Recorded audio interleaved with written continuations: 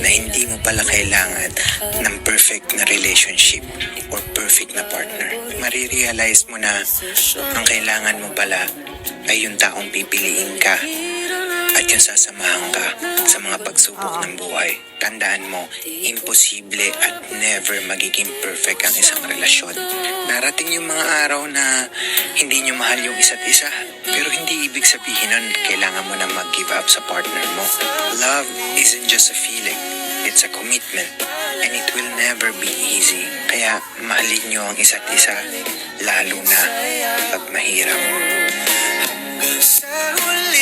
Perfect na relationship, habang tumatanda ka,